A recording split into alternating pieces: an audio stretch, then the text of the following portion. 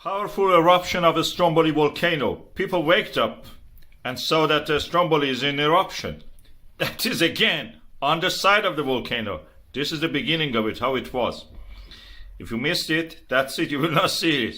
I'm speeding it up just for making the video shorter.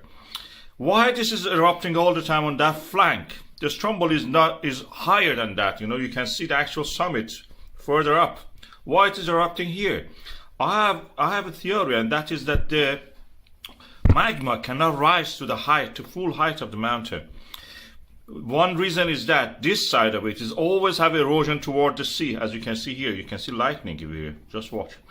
So this side is always eroding and always removing material from the volcano. You can see the summit to the left, actually, you saw that.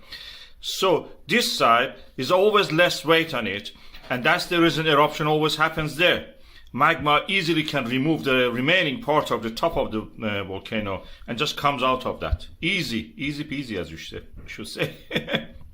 So it comes from there because the material from there is already removed, and it's easy for it to just erupt from that shorter route than climbing up to the full height of the mountain. And this is how it works in my theory, in my understanding. That is the way people woke up to this big column of the ash and fire into the sky. Satellites were able to pick it. This is the Sentinel. This is the African plate pushing against the Eurasian plate.